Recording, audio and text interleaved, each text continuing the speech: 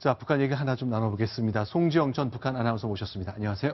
안녕하세요. 자, 홍수 난 거 저희가 들었는데 굉장히 함경북도에 크게 났다 그러는데 네. 국경부터 막았다. 도대체 어떤 일인지 좀 소개를 부탁드리겠습니다. 저렇게 물에 잠기는 것, 사실 저희 60년대, 70년대 과거 기록 영상을 보는 것 같습니다만, 자, 지도를 보면서 좀 설명 부탁드리겠습니다.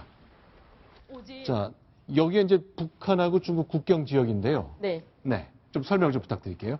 네, 지금 이쪽에서는 이게 지금 두만강 쪽입니다. 네. 두만강 쪽. 여기서는 지금 양강도라고 해가지고 여기서는 또 압록강도 흐르고 있습니다. 그렇죠. 근데 이번에 여기 지금 압록강이고 두만강 여기가 지금 중국을 끼고 있는 여기가 모두 지금 수해를 받는데 네. 예년에 이제 없던 그런 큰 이제 피해가 입은 겁니다. 네. 더군다나 이제 북한에서 이제 너무 이제 물이 차고 넘치다 보니까 네. 수전 그 물을 이제 방류하다 보니까 물이 네. 넘쳐나는 바람에 더 큰 피해를 입은 것 같은데 네. 제가 북한에서 살 때도 이제 이런 두만강에 불어서 네. 뭐 주민들 대피하라 이번에 피해가 있다 이렇게 네. 미리 이제 통보도 했지만 이번에는 어떻게 할 사이도 없이 집이 네. 휩쓸려 나가고 수재민이 정말 많이 이제 생겨났거든요. 네. 그러니까 제가 있을 때 그런 피해를 한 번도 본 적이 없는 것 같습니다. 네, 일단 보위부의 검열단까지 가서 이제 국경 지역 이제 철조망을 잘 치는 것, 철책을 치는 일을 한다 그러는데 네. 송지영 아나운서께서는 탈북하실 때가 네. 언제죠?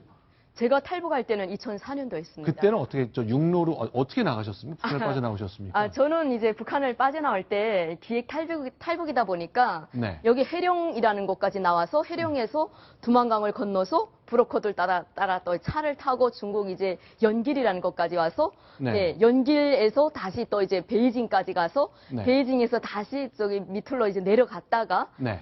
다시 또 그쪽이 길이 막혔다고 해서 저는 내몽골이라는 곳을 통해서 네. 탈북을 하는데 이제 성공을 했습니다. 이걸 여쭤보는 이유가요. 네. 이 이제 중국하고 북한의 국경이 다 철책이 다 있는 게 아니잖아요. 네, 그렇죠. 없는 데도 있고 또 어떨 때는 강이 굉장히 좁고 또 갈수기에는 거의 걸어서 건널 정도가 된다 그러는데 네. 건널쳤던 곳의 그 강은 어땠습니까? 제가 건넜던 그 강은 네. 그 해령하고 온송 사이로 이제 흐르는 강이었는데 걸어오셨어요? 네, 아닙니다. 그 건너야 됩니다. 저희 쪽은 강폭이 좁은 곳이 아니고 네. 높습니다. 높고 또 가운데는 키높이도 하기 때문에 키를 훨씬 넘기 때문에 네. 헤엄을 치면서 이제 넘어야 되거든요. 그러면 송지영 아나운서 네. 수영을 해서 강을 건너셨습니까? 물론 저도 수영을 할 줄 알지만 이 두만강은 물살이 세기 때문에 네. 제가 수영을 잘한다고 해도 물살이 이제 떠밀려 내려갑니다. 아하. 그러니까 돈을 줬기 때문에 군인들이 앞에서 이제 구명대를 저희한테 하나씩 주고 끈을 이제 달고 입에다 뭅니다. 네. 그래서 군인들이 막 이제 헤엄을 치다가 그 끈을 한 번씩 딱 잡아당기면 네. 제가 앞으로 쌩쌩 나가더라고요. 그러니까 네. 북한 군인이 돈을 받은 다음에 네. 자신들이 헤엄쳐서 강을 네네네. 건너고 이게 줄로 끌어줬다는 네네, 거군요. 그게 이제 기획 탈북이라고 하는 거죠. 그러니까 막도강은 하지 않았습니다, 제가. 네. 막도강이라는 건 그냥 그러니까 이제 그러니까 어떤 뇌물이나 그런 작전이 없이 네. 그냥 죽고 살고를 가리지 않고 무작정 두만강에 뛰어들어서 그냥 살든지 죽든지 네. 아무 예고도 없이 넘어가는 걸 막도강이라고 하는데 저희는 아하. 이제 기획적으로 탈북을 하다 보니까 군인들이 넘겨줬습니다. 자, 그러면 이제 송지영 아나운서께서 이제 방송 일을 하실 때요. 네네. 이렇게 북한에 이제 뭐 국경지대 꼭 아니더라도 수해가 좀 나곤 하는데 네. 그럴 때 방송은 어떻게 합니까?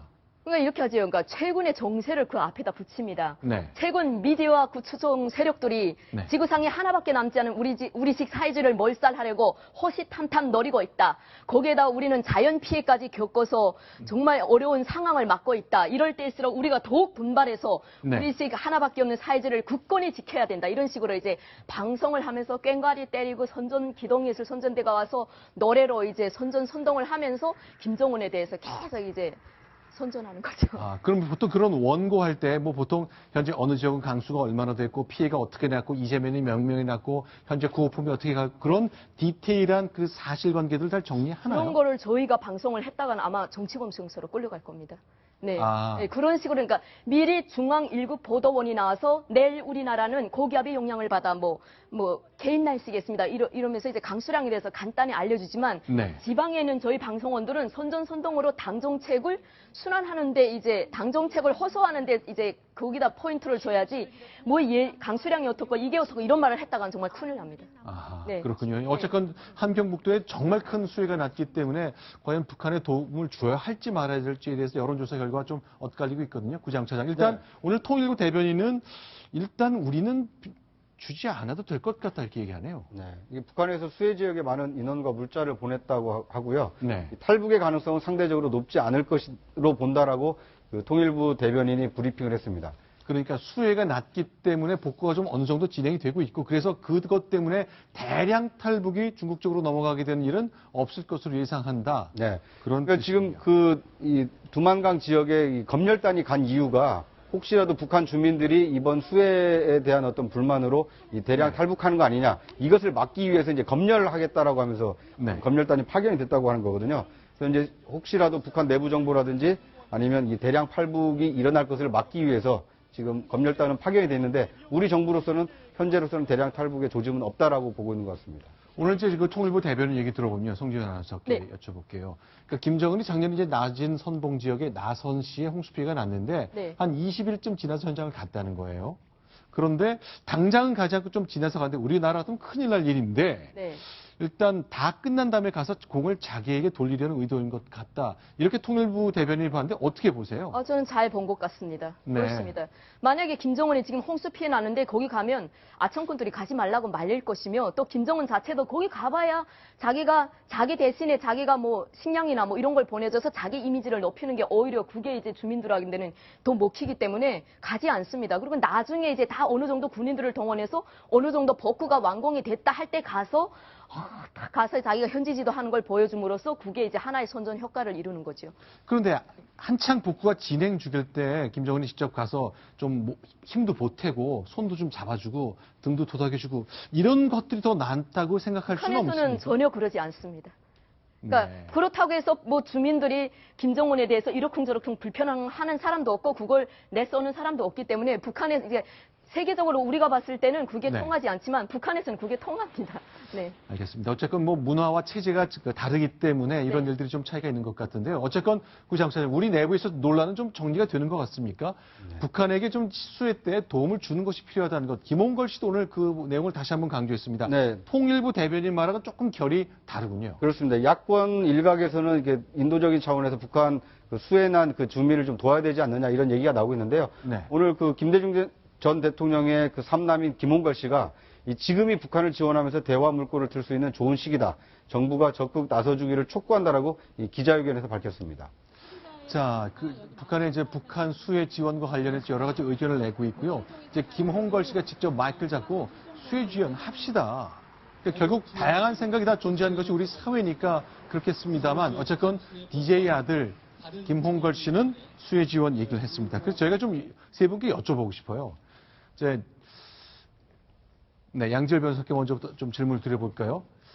내가 만약 김홍걸 씨라면 지금 어떻게 해야 되는 건지 여러 가지 좀 생각이 있겠습니다만 좀 정리를 좀 부탁드리겠습니다. 그래서 이제 결국 이제 김대중 대통령의 햇볕 정책을 계승할 것이냐 말까의 문제가 될 거 아니겠습니까? 네. 그런데 지금의 상황이라면 사실 김대중 대통령께서 햇볕 정책을 추진할 때만 해도 일단 김정일이 정권을 잡았었고 네. 그때까지보다 3대 세습 체제가 되리라고까지는 예상하지 못하셨을 겁니다. 그리고 네. 뭔가 얼음이 녹아있는 북한 땅이지만 햇볕술셉에서 물이 흐르기 시작하고 정상적인 교류가 되면서 그래도 국제사회에서 인정하는 상식적인 수준의 국가로서 변해가는 걸 기대를 하셨을 텐데 네. 지금 정반대 방향으로 가고 있잖아요. 김정은 같은 경우에는. 다시 한번 정리해서 질문을 드리자면 지금 이제 양지열 변호사께 미리 좀 여쭤봤던 것은 만약 DJ가 지금 살아있어서 현직 대통령이라면 그래서 지금의 북한의 핵실험과 미사일 실험, 각종 도발과 수해 등 종종 종합해서 이런 상황을 보면 북한에게 어떤 메시지를 던질까? 지금 화면에 나갔지만 김정일 방문을 하셔서 김정일과 악수를 하고